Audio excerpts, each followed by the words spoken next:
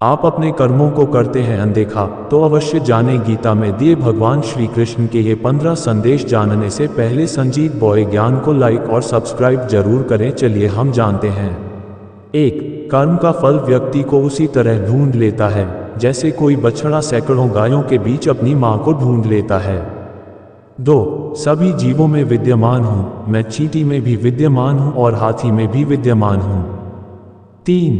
व्यक्ति कर्म करने से कभी छुटकारा नहीं पा सकता है, इसलिए तुम्हें हमेशा कर्म करते रहना चाहिए क्योंकि कर्म के बिना तुम्हारे शरीर का निर्वाह भी नहीं हो सकता है। 4. मन शरीर का हिस्सा है। सुख दुख का एहसास करना आत्मा का नहीं शरीर का काम है। मान अपमान लाभ हानि गम और खुशी सब मन का खेल है। 5. मैं हमेशा तुम्हारे साथ और तुम्हारे आसपास रहता हूं चाहे तुम कुछ भी कर रहे हो। 6.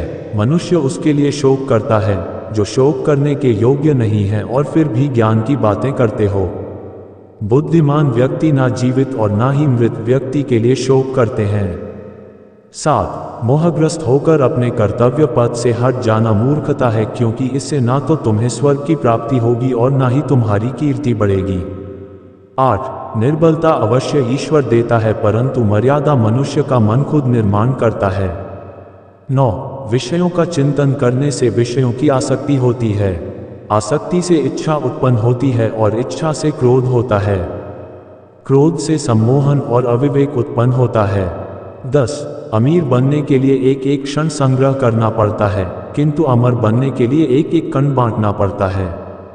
11. जन्म लेने वाले के लिए मृत्यु उतनी ही निश्चित है जितना कि मृत होने वाले के लिए जन्म लेना, इसलिए जो अपरिहार्य है उस पर शोक मत करो।